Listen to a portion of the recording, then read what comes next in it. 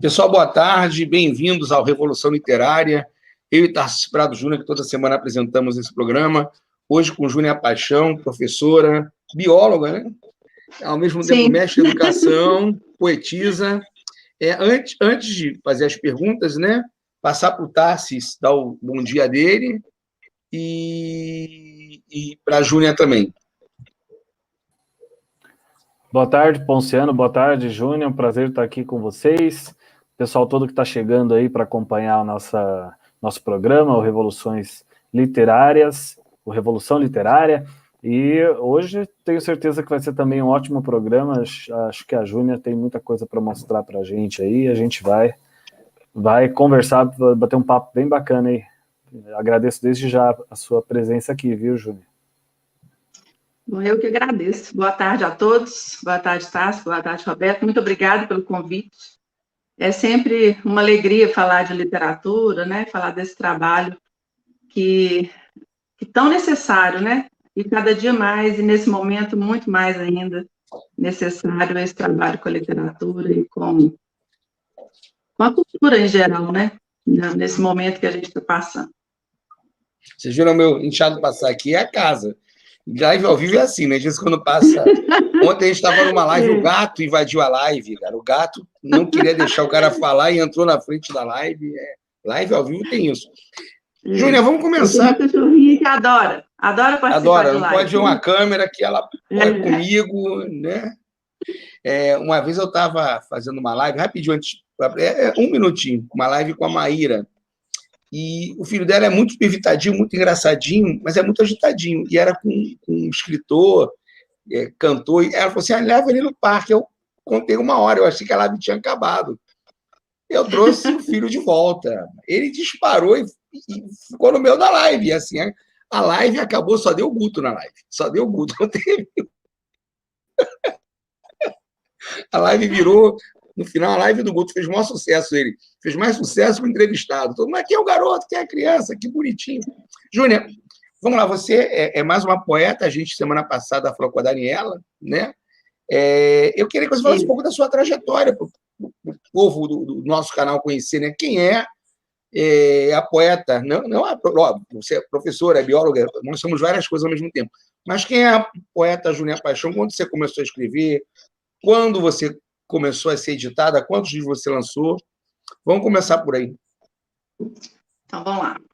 Bom, eu comecei a escrever quando... Assim, eu sempre escrevi, né? Sempre tive essa verve de escrever e tal.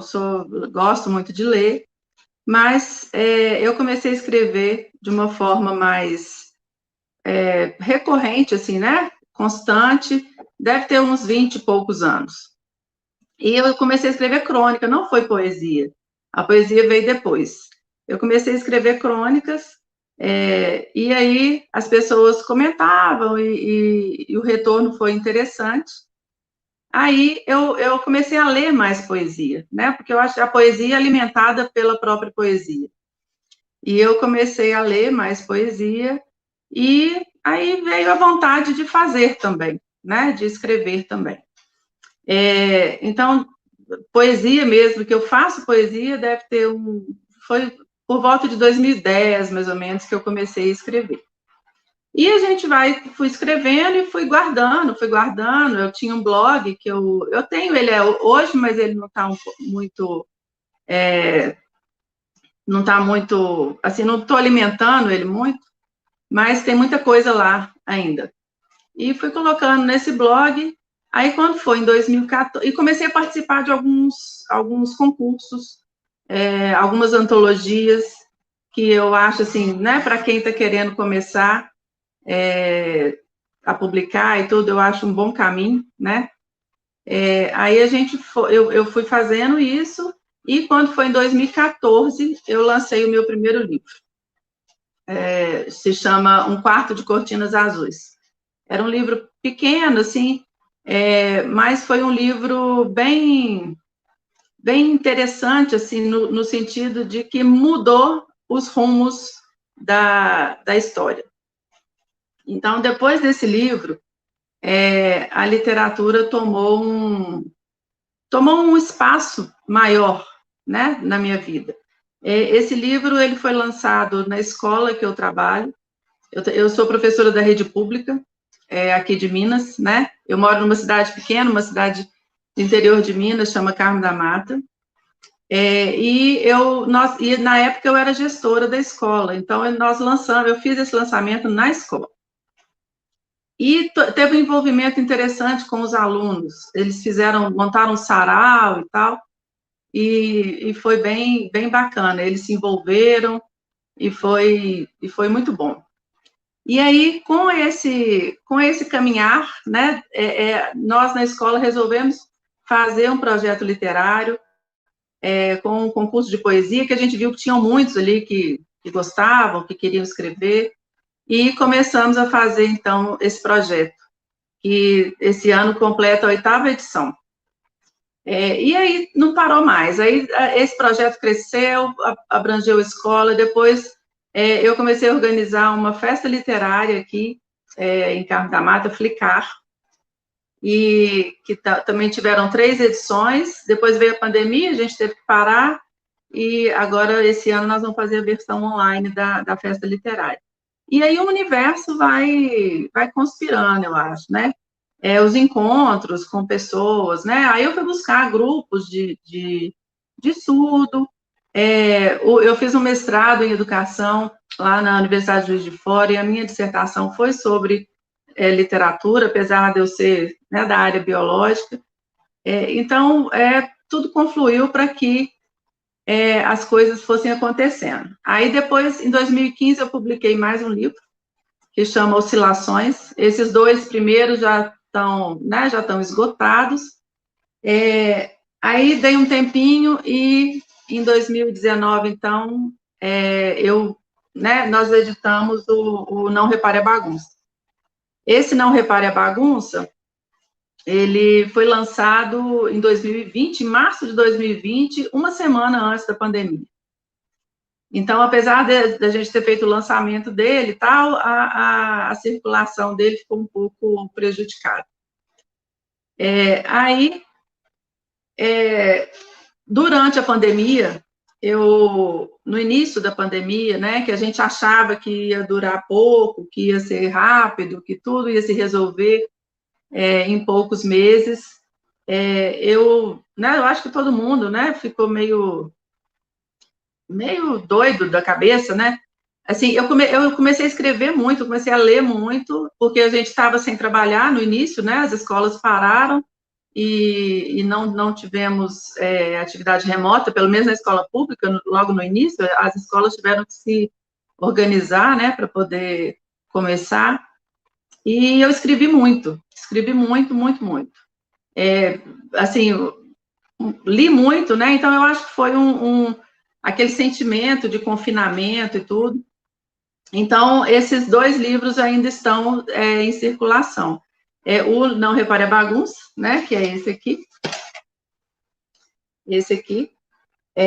E o Entre Paredes, que é um e-book de circulação gratuita. Ele está disponível nas plataformas para baixar, sem custo. E aí a gente, né, aí eu publiquei esses 2. Quando foi esse início de ano, o ano passado eu participei de muito seminário, eu faço parte de um grupo de extensão lá do Cefet, MG, que chama Mulheres na Edição, e eu vi, num evento que eles fizeram, eu vi sobre o universo de livros cartoneiros, são livros artesanais. E aí eu me apaixonei por essa vertente, né, dessa edição, que a edição também é uma coisa que me chama muita atenção. E aí eu lancei esse início de ano um livro cartoneiro, que é um livro artesanal, de capa de papelão, né, capa pintada de papelão, que é esse aqui, ó, gotas, pingos e grãos. Então, o miolo dele é impresso, mas toda a capa, toda a manufatura, é tudo manufaturado, né? Tudo feito à mão, artesanalmente, e também está disponível, mas esse é só comigo mesmo. Não está em editora, nem livraria, não. O Não Repare a Bagunça, ele está disponível no site da editora, que é uma editora aqui de Divinópolis, uma cidade perto aqui de Carnamá, um selo, né, da editora Gulliver, que é a Adelante, e o Entre Paredes está disponível em todas as plataformas, né, nas principais, Amazon, Kobo e Google Play, e tem outras também, que eu já vi que tem outras. É só baixar. Então, assim, foi uma caminhada, que isso tudo tem durante uns 20 anos, né, do início até aqui, e a literatura foi tomando cada vez mais espaço na minha vida, né? Então, a organização desses eventos, os projetos também, e assim, eu acho que assim, hoje eu posso falar que meu principal interesse é a escrita.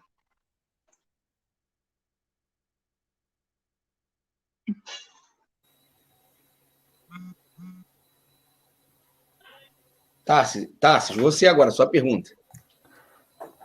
Júnia, você lançou o primeiro livro em 2014, né? Conforme você colocou aqui, né? Pelo menos aqui na bio aqui que a gente recebeu. E aí você tem depois o mais recente, que é o Gotas, Pingos e Grãos desse ano, né? Eu queria saber de você, nesse tempo todo, o que na tua opinião, o que você ganhou em termos de... Não vou dizer inspiração, mas que tipos de elementos novos você colocou que te fez você fazer uma autoavaliação de que, nossa, melhorei nisso, ou acabei deixando outras coisas importantes de lado, né? Porque nem sempre, é estranho, né? Nem sempre o que a gente vai produzindo, né? Eu não lido com poesia, mas, assim, eu produzo outros tipos de textos, e tem vezes que eu acho que, por exemplo, eu faço um texto, eu acho que, se por um lado ele está mais técnico, por outro eu perdi um pouco da visceralidade, sabe? Eu acho que muitas vezes falta isso, e às vezes eu penso que eu faço algo mais visceral e perco um pouco da técnica. Enfim, eu queria saber de você, nessa tua caminhada de 2014 até 2021, o que você acha que você acrescentou, o que você acha que você, não que perdeu, mas que faltou você colocar ali, que você acha que precisaria retomar? De lá para cá, quando eu comecei a escrever poesia, eu escrevo crônica, eu sou colunista do jornal aqui também, me aventuro em uns contos, estou com um livro infantil para ser publicado, mas a poesia, para mim, ela é visceral. Eu acho que é o tipo de escrita que é visceral, não tem como não ser, né? E a poesia, nesse livro Não Repare a Bagunça, ele fala um pouco disso, como que a escrita, e principalmente a poesia, foi um ponto de transformação, assim. Eu falo que foi uma mudança muito, muito significativa na minha vida, assim, de olhar para a vida. E é lógico que a escrita, ela é treino, né?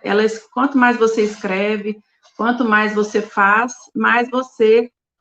mais fica fácil. Não que seja uma coisa fácil. Não é, né? Às vezes é sofrido, às vezes dói para escrever, às vezes você quer falar sobre alguma coisa, mas aquilo ali não... Né? Você não consegue colocar ali nas palavras. Mas eu acho que, assim, técnica, ok, eu acho que eu melhorei bastante de lá para cá. Quando eu pego o meu primeiro livro, o de 2014, eu gosto muito dele, né? Eu acho que a gente precisa de ter esse carinho, né, pela trajetória, mas eu acho que eu fui me libertando, porque a escrita, ela não pode ter amarra, né? Principalmente da poesia, que é uma coisa tão explícita. Eu acho que a gente coloca muito a alma, né? E ela não pode ter esse tipo de amarra. Eu não vou falar disso, eu não vou falar daquilo. Então a gente vai se libertando, eu acho, de qualquer coisa, né? De qualquer preconceito, de qualquer coisa. Na escrita cabe tudo, né? Mas, com certeza, em técnica, e assim, eu comecei a estudar muito, não de uma forma acadêmica, mas a leitura de poesia, quando você está interessado e você quer se transformar num poeta melhor, né? Como diz a Marina Colasanti, a gente nunca deve se julgar poeta, né? A gente tem que esperar que os outros nos julguem poeta. Mas a leitura atenta à poesia, principalmente a poesia contemporânea, que é a que mais me atrai hoje, né? Porque mesmo com essa confusão, com essa loucura que a gente está vivendo, a poesia contemporânea brasileira, ela está em efervescência, né? Muitos movimentos de poesia feminina. Então, assim, tem muita coisa sendo produzida, muita coisa. É impossível até acompanhar tudo, né? Nem que a gente quisesse, a gente não dava conta de acompanhar tudo. Mas eu acho que eu ganhei nisso, sabe? Assim, a gente vai aguçando o olhar. Você vai aguçando o olhar e vai aprendendo a limpar a escrita. Porque a escrita de poesia, ela tem que ser isso, é um cortar eterno, né? Você escreve, depois você vai podando, porque tem que ter ali só aquela essência mesmo. Então, quando eu leio os meus poemas, hoje em dia eu ando escrevendo muito haikai, muito poetrix, né, que é um gênero que eu gosto muito. Então, assim, é o poder de síntese, sabe? Eu acho que a gente vai aprimorando e vai sabendo fazer melhor, né? Mas eu acho que a essência e a alma que está ali, isso não muda, né? Não muda. Porque a poesia você não pode ser técnico, né? Não pode ser só técnica. Você tem que, lógico, você tem que associar a técnica com a essência e né, com os seus sentimentos, mas é uma coisa assim que tem que ter alma. A gente lê poesia, a gente entende o autor, né? E assim, eu acho que toda escrita, nem que seja, até acadêmica, é um pouco autobiográfica, né? Mas eu acho que a poesia tem essa pegada bem mais latente, assim, bem mais forte. Deixa eu abrir meu microfone, eu sempre desligo porque tem muito barulho, então senão daqui a pouco eu tenho tudo quanto é tipo de barulho. Júnior, eu recebi seus poemas, li alguns, me parece, você é de Minas, né? Até pelo Sim. nome do título de um, que é Sentimento do Mundo, óbvio que remete a Drummond. Aí tem um poema do Desassossego, ali no livro Desassossego, Pessoa. Você fala de poesia contemporânea, mas alguns dos seus poetas são modernos, não contemporâneos. Então, Drummond, inclusive, é um poeta bem interessante, porque ele promove uma inflexão em cima da poesia. Quando ele fala, mundo, vasto mundo, se me chamasse Raimundo, eu seria uma rima, mas não uma solução. Ele começa a questionar o tecnicismo, mas, ao mesmo tempo, ele é um poeta muito técnico, que ele, inclusive, vai retomar algumas coisas que tinham sido banidas pelos modernos, né? Como Vinícius retoma o soneto, né? Na verdade, a modernidade é isso, você quase um eterno retorno, você supera, mas você vai ter que buscar formas antigas renovadas. A minha pergunta é sobre as suas influências e como é que você vai um pouco no sentido da pergunta do Tarsis. Eu tenho esse sentimento que o Tarsis tem. Quanto mais eu leio, mais dificuldade eu tenho de escrever. Porque quanto mais eu leio, eu me cobro mais. Era muito mais fácil para mim escrever com 23 anos que agora com 50, não porque eu fiquei velho, mas porque, por ser da área da literatura e ler muita literatura, você acaba se podando, falando, bom, isso aqui, nossa, já escreveram isso aqui, foram bem melhores que eu, já trilharam esse caminho aqui, não consigo fazer isso. Como é que são suas influências e como é que você se orienta nessas indas e vindas da estética da poesia? É lógico, eu acho assim, quanto mais a gente lê realmente, mais autocrítico a gente vai ficando, né? Não tem como.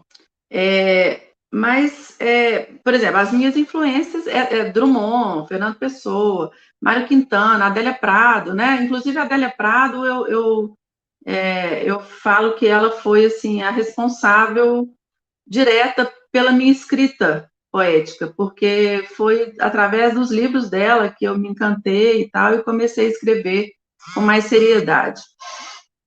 Essas influências são muito fortes. Eu tenho alguns autores que eu leio. O Mário Quintana é um deles, que recorrentemente acontece isso, Manuel de Barros.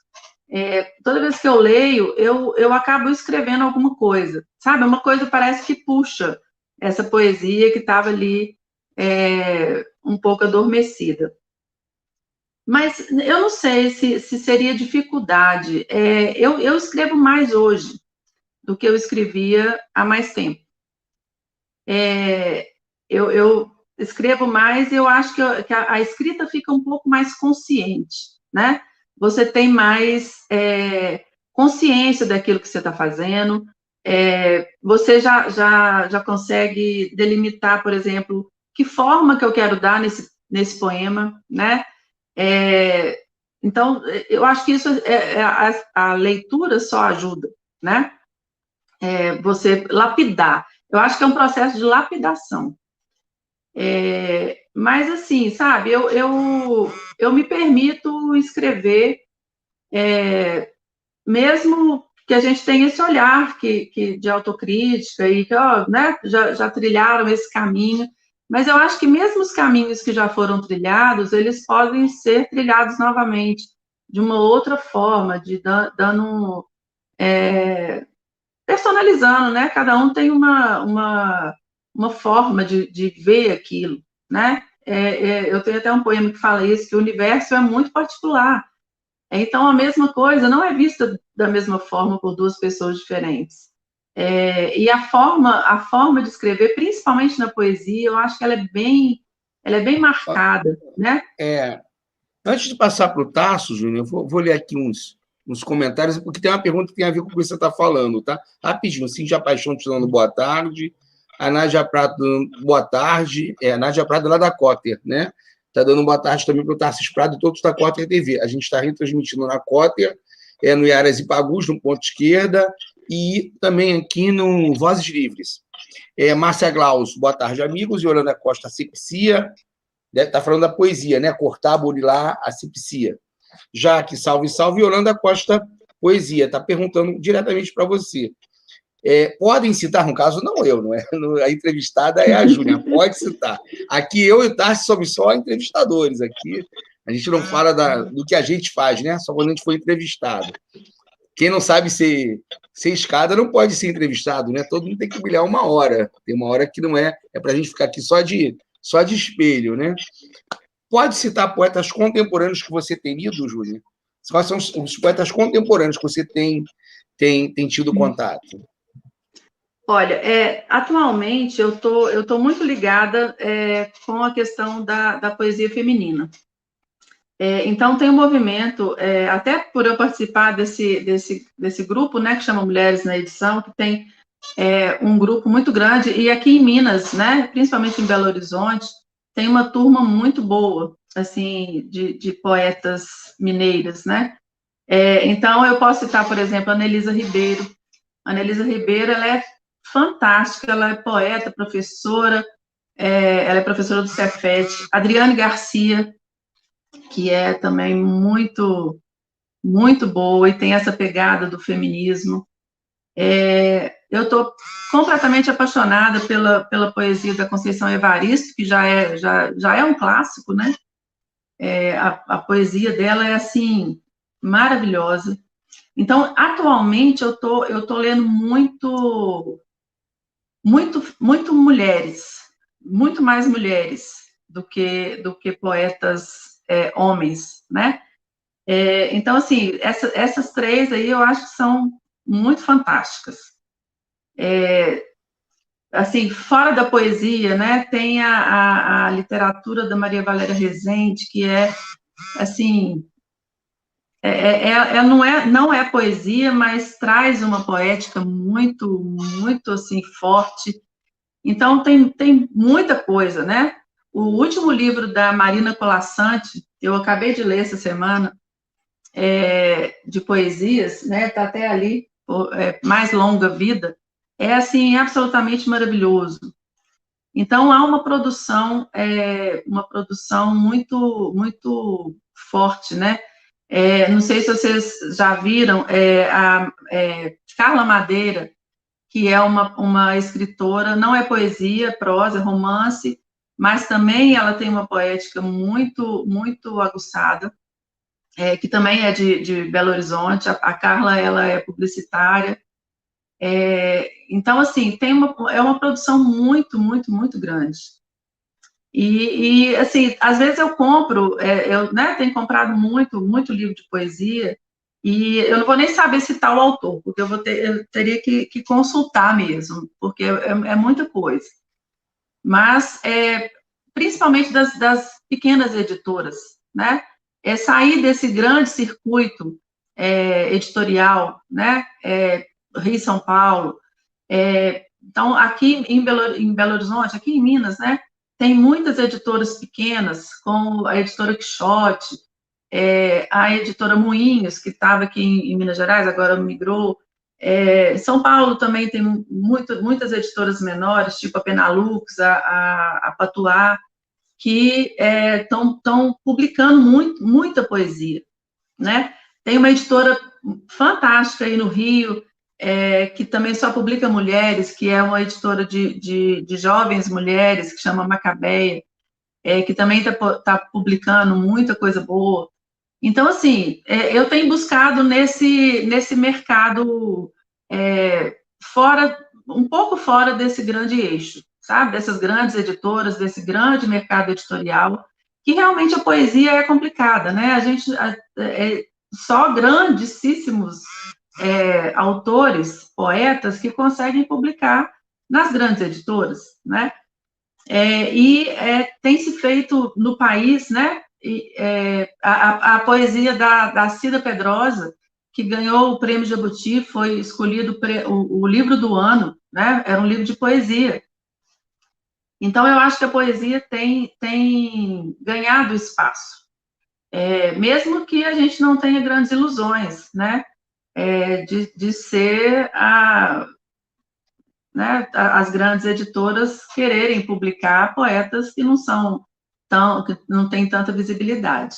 Mas eu acho que se a gente buscar por esses caminhos alternativos, essas editoras pequenas e essas editoras que estão aí sobrevivendo, né, a duras penas, eu acho que a gente vai encontrar assim o retrato real da poesia contemporânea brasileira, né?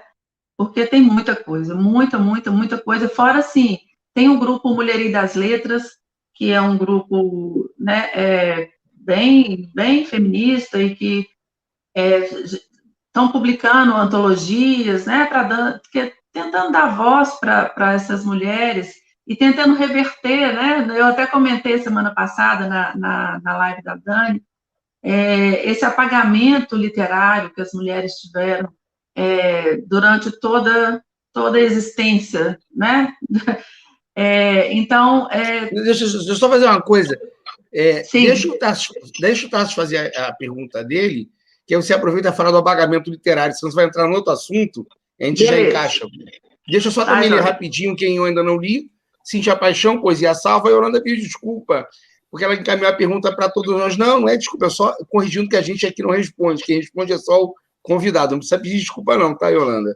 Aline Tavares, tudo já foi dito, mas a poesia é inesgotável, assim como a maneira de redizer novamente as mesmas coisas com a sua singularidade. Sim, o próprio Shakespeare vira e mexe é usado ou em algum filme ou em alguma peça, inclusive tem uma parte do Mercador de Viena que ele utiliza no Alto da Compadecida. Muita gente não notou, né? Incrível. É uma parte do Mercador de Viena, a história de tirar a carne sem tirar o sangue. Exatamente a mesma configuração do Mercador de Viena, que não dá para pagar a promessa porque não tem como tirar a carne sem tirar o sangue. Yolanda Costa, Poesia 5, Gustavo Martins, boa tarde. Cristina Viane, aí eu passo por Tarsis, tem a ver com apagamento, e você já responde a pergunta da Cris. Inclusive, convidar você, Cris, a gente tem um grupo só de escritores. Se você quiser vir para ele e trazer o pessoal, a Cris é uma companheira feminista do movimento feminista aqui do Rio de Janeiro, psicanalista junguiana, então ela tem muito interesse em poesia feminina, em poesia feminista, em dar voz para as mulheres, então ela já está perguntando se há diferença entre poesia feminista e poesia feminina, mas antes de você responder sobre isso, sobre o apagamento das vozes femininas, deixar o Tarso fazer a pergunta dele, senão a gente vai embora e o Tarso não pergunta. Não, Tarso, só pergunta. Não, tranquilo, aqui a gente é só condutor da conversa, se tiver rolando aí, por mim não tem problema, mas aproveitando já que veio a deixa para mim, eu queria te perguntar sobre, e aí você já pode emendar, continuar o seu raciocínio, mas a importância dos coletivos, né, que você participa do coletivo, né, que você deu o nome ali, o Vira Verbo.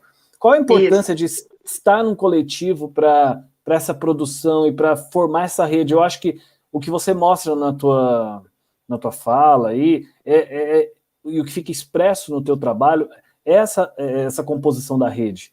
Você não está sozinha, você está mostrando que a rede faz toda a diferença nesse trabalho. Eu queria que você falasse um pouco sobre isso. Realmente, engraçado.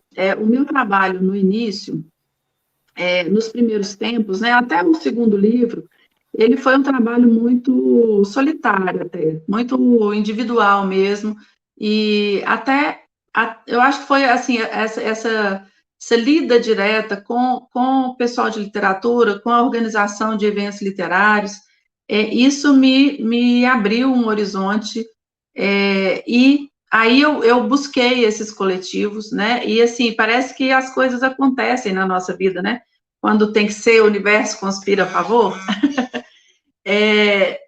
Eu descobri, né, principalmente com esse coletivo Vira Verbo, que eu estou participando desde o ano passado, o quanto é importante, né, o quanto é importante você estar junto, né, essa troca, porque te fortalece, né, a gente se fortalece, a gente chega à conclusão que as nossas vivências femininas, né, são muito semelhantes, né, a gente passa por coisas muito semelhantes, e muda completamente a forma da gente olhar, até olhar para a nossa escrita, porque aí você tem aquele bate-bola, você manda, né, as colegas olham e dão palpite, fazem considerações, e eu acho que isso enriquece, assim,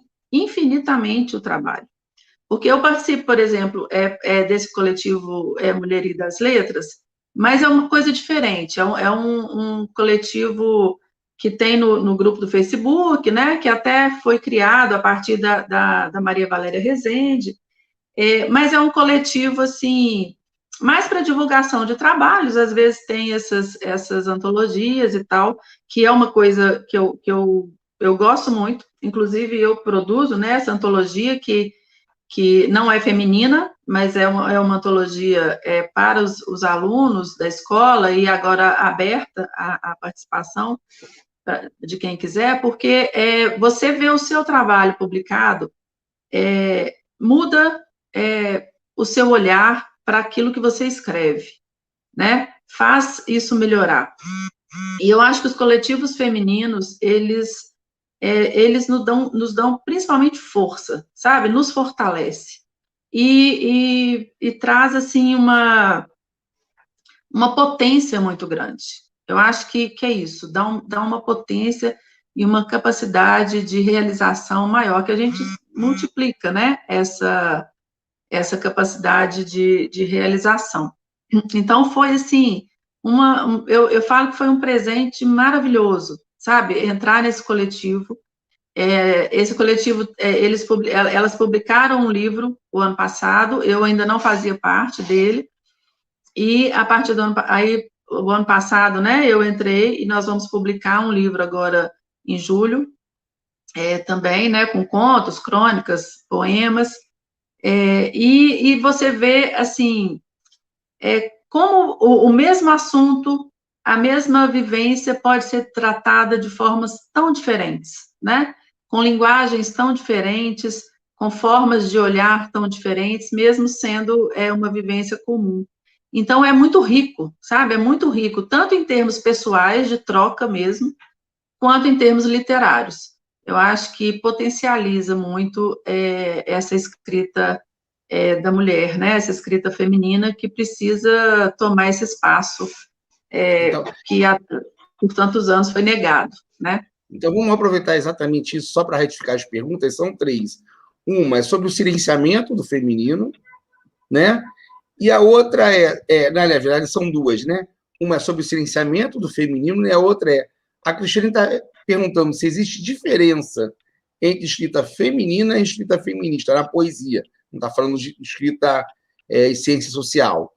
Há diferença? E explique como seria essa diferença. Assim, eu não acho que eu não sei responder isso, porque eu não sou assim, eu me considero uma mulher feminista, em construção até, né? Porque as poesias que eu li aqui rapidinho de você são todas feministas, né? As que eu li aqui de você são todas feministas. É uma voz feminina feminista. Assim, bem explícito, não tem nada escondido, bem feminista. Não precisa dizer que só você ler que está escrito lá, né? Uhum. Não, mas assim, eu me vejo como essa mulher feminista mesmo, né? Que defende esses espaços e que luta por eles. Mas eu não sei se assim, a gente poderia diferenciar uma escrita só feminina que não seja feminista. É lógico que a gente tem N pessoas, inclusive autores, escritoras, né? Mulheres em geral que reproduzem o padrão do patriarcado, reproduzem o machismo estrutural. Isso está na gente, né? Isso é muito difícil romper com isso tudo. Todas essas pragas estruturais que a gente viveu, né? Assim como o machismo, o racismo, né? A homofobia, tudo. Eu acho que é tudo mais ou menos a mesma vertente.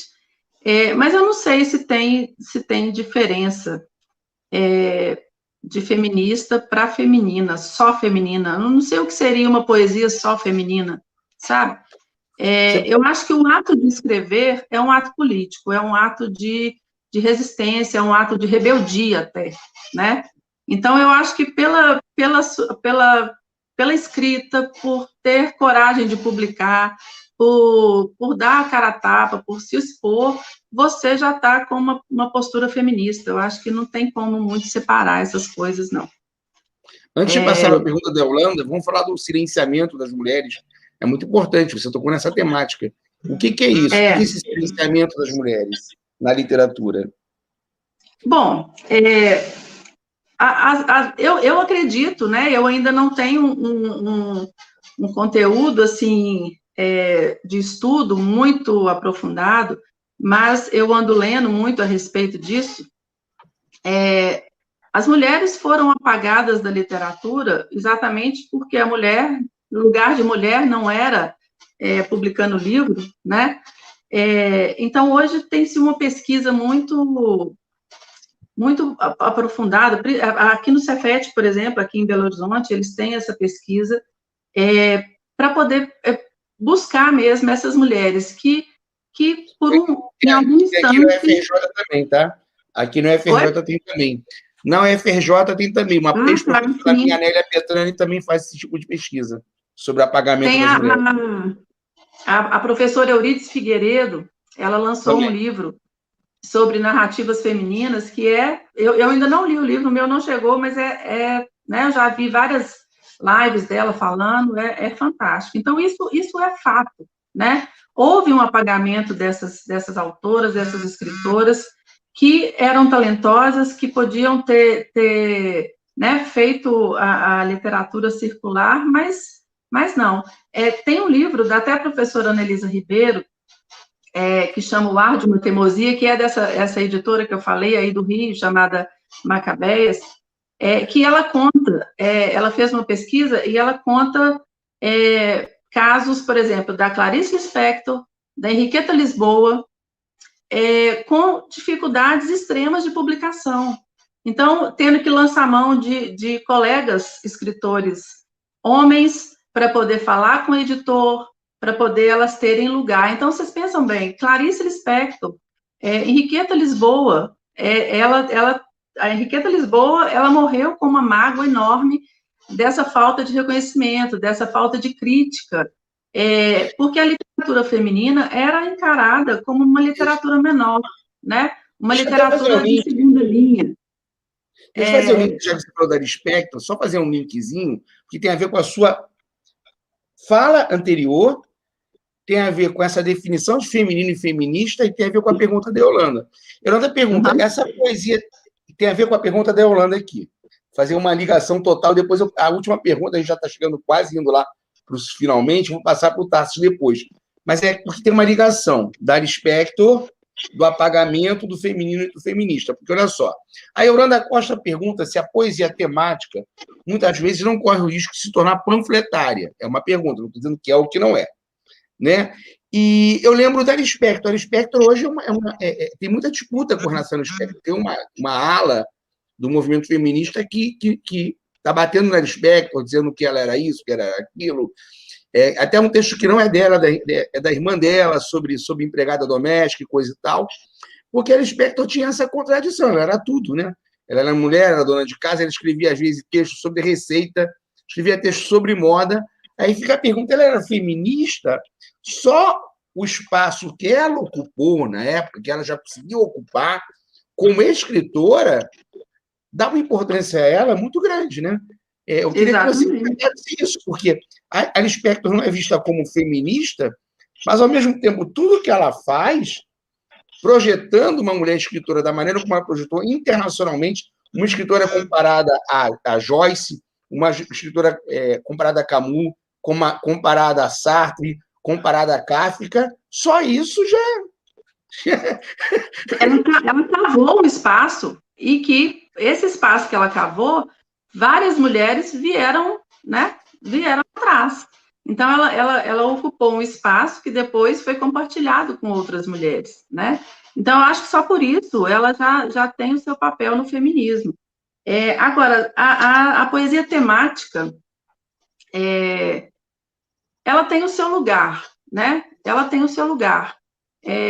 Mas eu acredito que a gente não precisa de falar repetidamente sobre o machismo, sobre, né, essa violência sofrida, apesar de que eu acho tem autoras excelentes que estão publicando. Tem uma autora do Mato Grosso, chama Diana Pilate.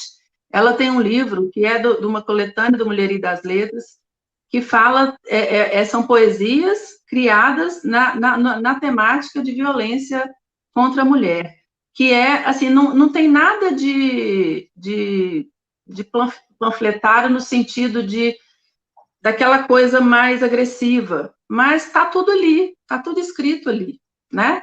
Você leu os poemas que eu te mandei, você falou que meus poemas são feministas, mas, né? E não tem ali uma coisa agressiva, nem nada, é uma coisa firme, é um posicionamento. Sim, para mim, assim, eu li, a primeira coisa que veio na minha cabeça foi feminismo.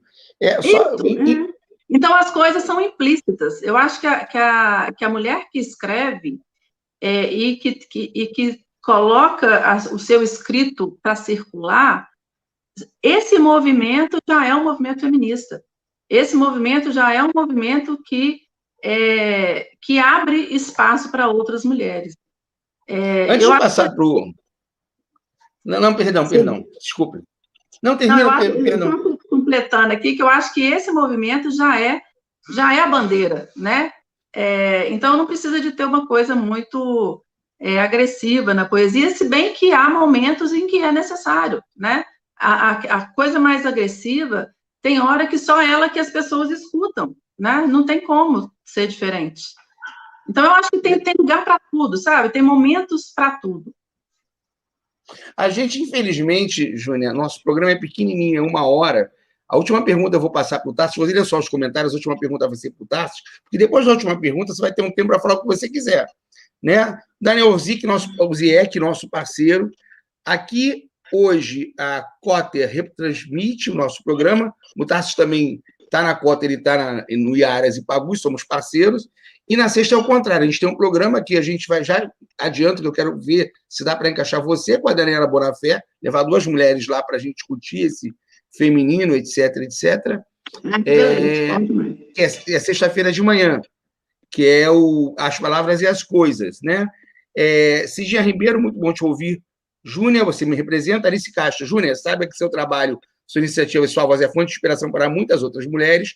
Cristiana Amaral, minha pergunta é por que Djamila no podcast daria um livro ironizou porque não haveria uma poesia masculina. Logo, nada mais panfletário que a poesia e literatura de homem branco e hétero. Não sei, Cris, eu não estou discutindo aí a questão feminista, até porque não tem lugar de voz nisso. Mas o pessoal que trabalha com isso na universidade considera que o fato de estas mulheres ocuparem um espaço no mundo completamente de homens já é uma atividade feminista. É nesse sentido que as pesquisas que são feitas trabalham. Se estão corretas, se não estão corretas, não é minha área de pesquisa, então não vou opinar.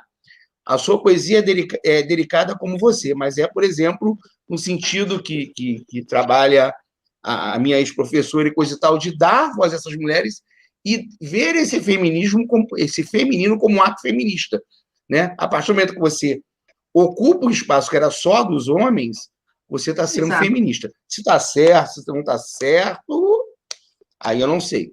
Se a gente for guardar todo mundo, a gente não lê mais ninguém, nem vê mais nenhum filme. Parece que tem que ter uma cartilha que tem que tirar 10. Não sei. E a Djamila não é crítica literária. Ela é uma menina ótima, ultra especialista do movimento feminista, mas, às vezes, a crítica literária tem que ser um pouco mais especializada. Eu lembro das críticas que houve à música do Chico, em que confundiram a metáfora, né? Ele falando que largaria tudo para fugir com uma mulher, e que ele estava sendo um machista, com o mundo real, né? Porque, inclusive, a catarse é a expressão do desejo não realizado. Então, na poesia, cabe muita coisa que não é expressão do real. Mas aí dá discussão para outro programa, né? dá para outro programa. Assim, a questão feminista, ela busca liberdade. É liberdade de fala, é liberdade, né? Então, se a Clarice sim, mas eu estou falando assim, falar sobre receita... Às vezes, o que está escrito na poesia é o contrário do que está ali.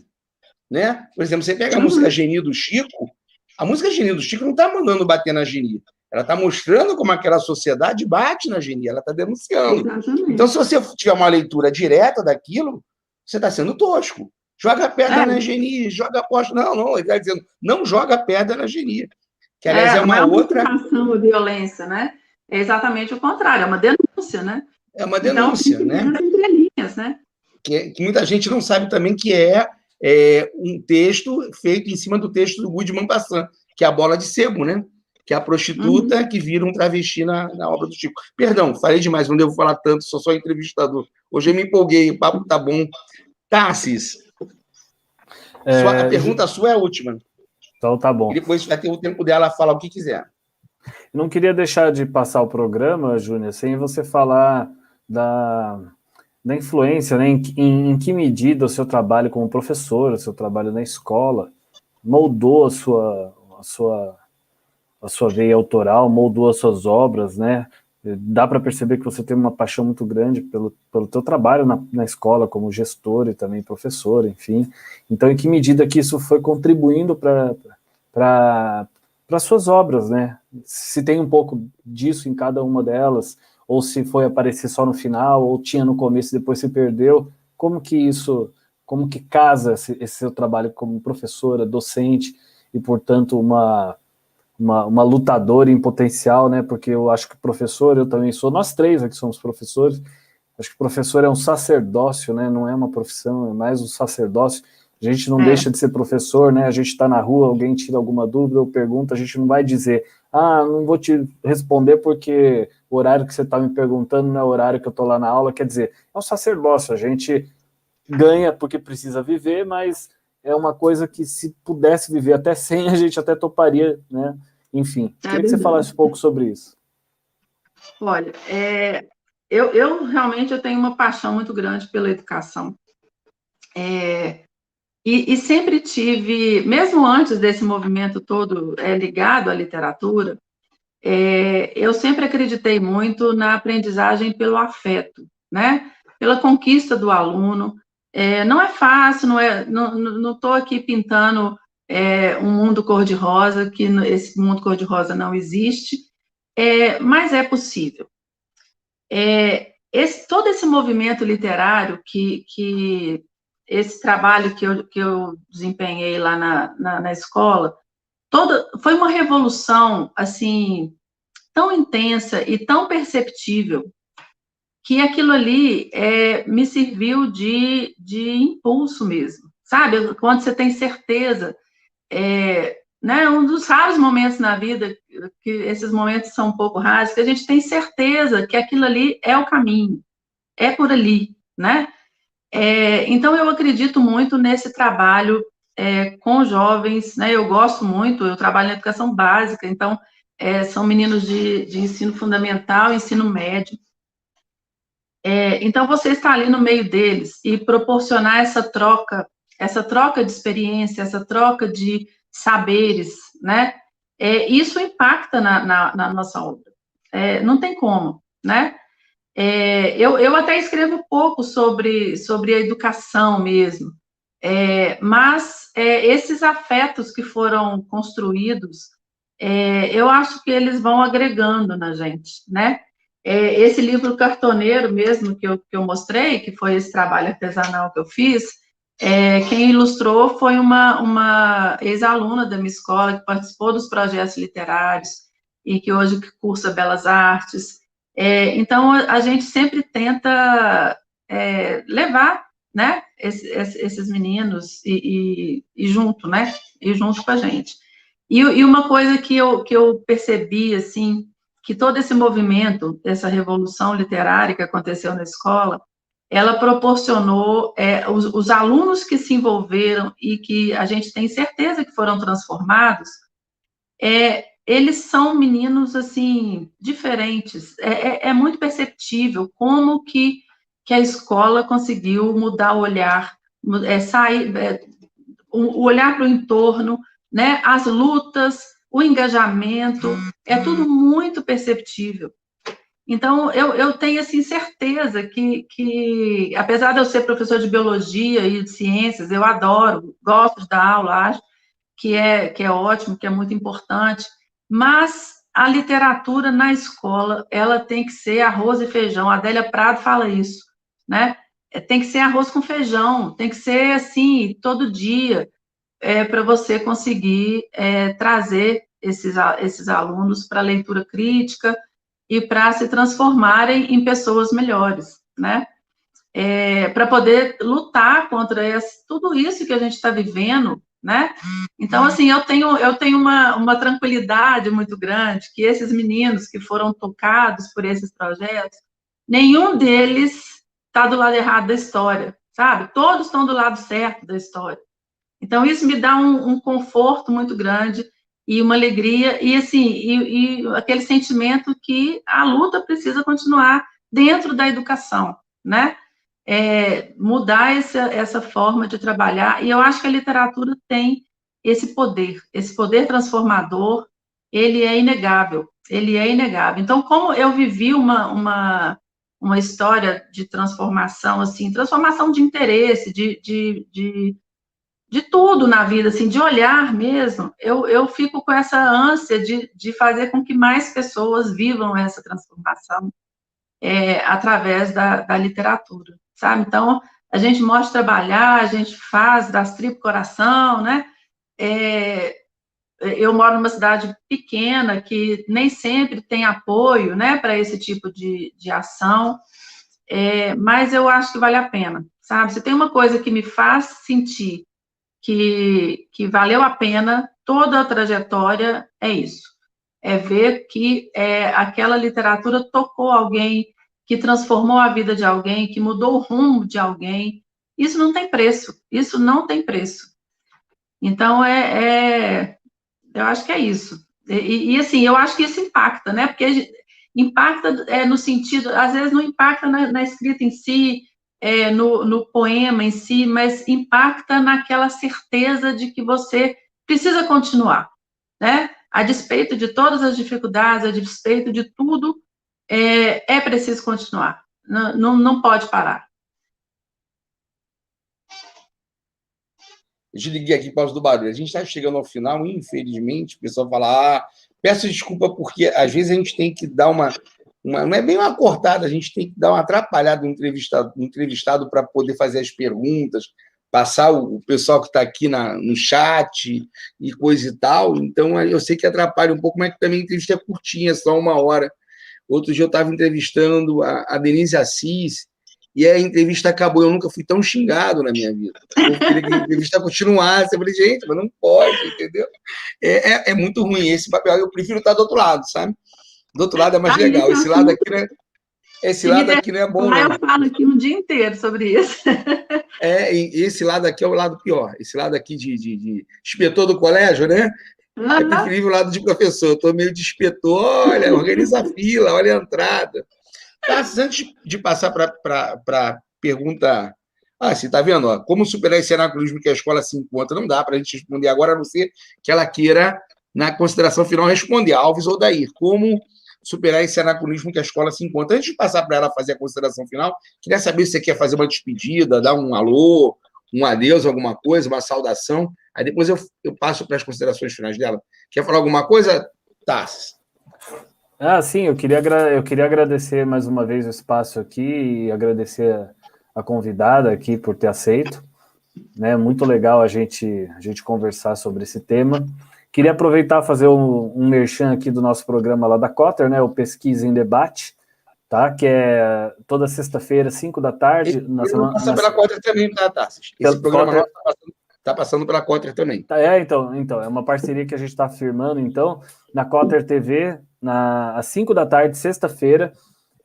A gente teve uma entrevista com o Ponciano semana passada, foi muito boa, também ficou no final aí com perguntas né, eu também, se pudesse, levaria o programa até bem mais tarde.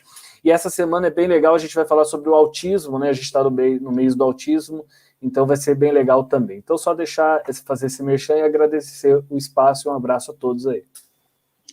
Antes da consideração final, Cris, conhece a Cris pessoalmente, trabalhou comigo. Se você quiser vir lá para o grupo dos escritores, manda um zap para mim, a gente coloca lá. Yolanda, se você é poetisa também, a gente dá o espaço aqui para todos os poetas e poetisas, né? Foi um grupo que se formou muito rapidamente, é uma coisa muito doida. Eu adicionei 3 pessoas, daqui a pouco tinha 50. Eu acho que a gente anda carente de falar uns com os outros, né?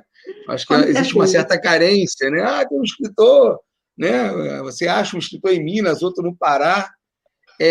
Júnia, eu nem vou me despedir depois da sua apresentação, já me despeço aqui, agradecer a sua presença, dizer que gostaria que você voltasse semana que vem, mas tem uma fila enorme de gente também para cá, né? Infelizmente, estou te convidando já para o programa da Cotter, que é de manhã, para fazer com a Daniela, e lá é temático, a gente fala do olhar feminino na literatura, de repente, vamos ver essa possibilidade, né? E deixar para você fazer as suas considerações finais, sua despedida. A gente termina com a sua, e de repente lê um poema para a gente termina com você, termina contigo.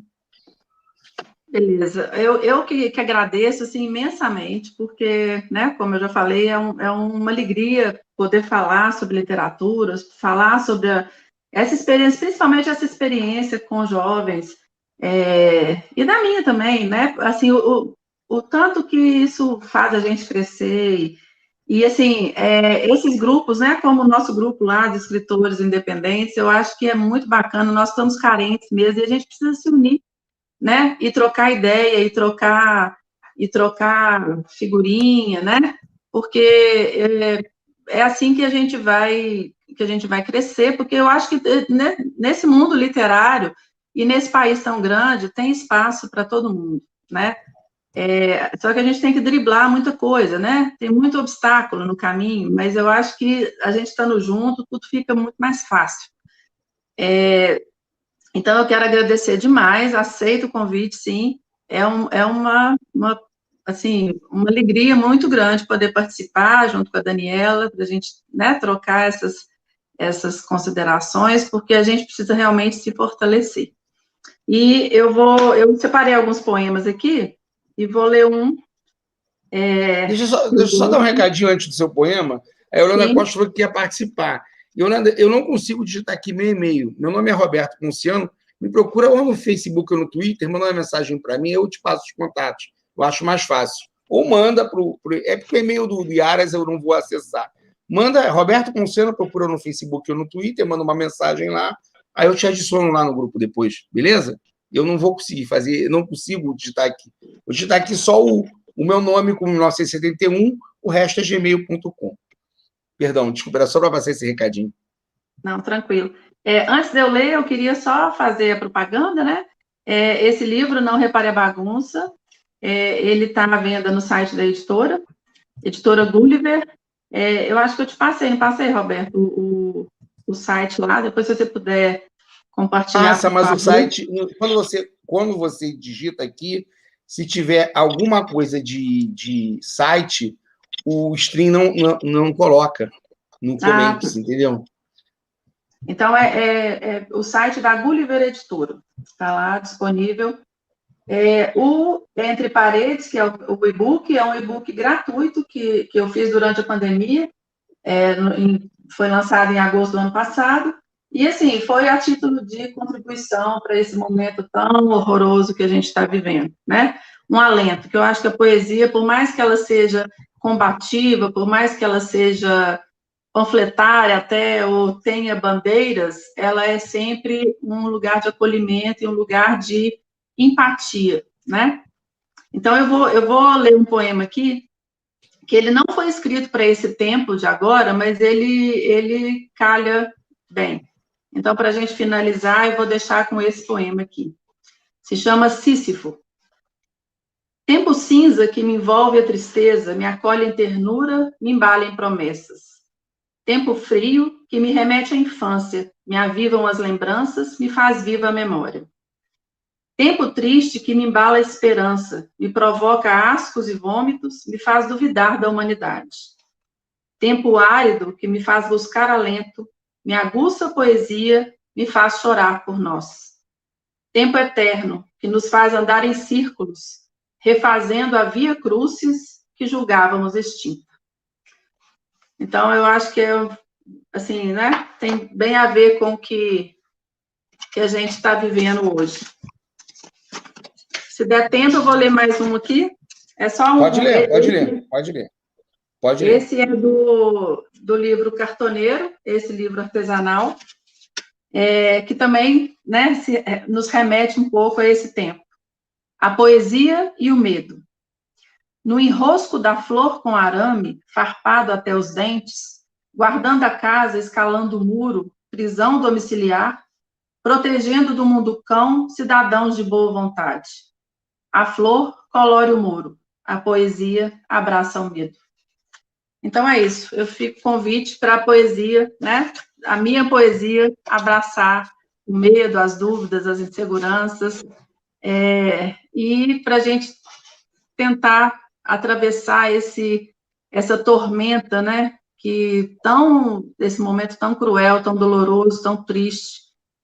Mas a poesia traz esperança, né? E eu me recuso a deixar de acreditar. Acho que a gente pode reverter esse quadro. Dizia já Tiago de Mello, né? Faz escuro, mas eu canto. Lembra? Exatamente. Faz escuro, mas eu canto. Bem, pessoal, estamos ficando por aqui. Um forte abraço. Sexta-feira tem Pela Potter, um programa que é retransmitido pelo Iaras sobre literatura também. Então, você já tem 2 programas de literatura. E se a gente tivesse 30 programas de literatura, se quiserem fazer mais, podem me buscar, me procurar, que a gente, de repente, pensa em outro formato. Só não pode ser formatos iguais, né? Senão fica chato. Boa noite a todos e todas. Sexta-feira da semana que vem, eu não estou aqui com o autor, o próximo, então não posso nem anunciar. Sexta-feira não, olha só, estou ficando doido. Terça-feira da semana que vem, não está com a agenda de taças. Sabe quem é na terça que vem, não? Tá à mão ou não? Se não tiver à mão, beleza. Não estamos... Falha nossa, a gente devia ter deixado já preparado, mas a gente tem agenda até quase junho, né? Felizmente, tem muito autor. Muito bom isso, né? Muito bom. Tá vendo aí? Esse espaço é muito bacana, parabéns pelo programa. E contem comigo aí quando vocês quiserem, né? Precisarem. Por mim, você voltava semana que vem para ver que um programa só. Trazer você de volta, a Daniela, no Mundo da Vontade, trazer todo mundo de volta, para que é um programa só. Né? Tchau, pessoal, boa noite. Estamos no mesmo dia agora. Um abraço. Tchau, obrigada. Boa noite. Né?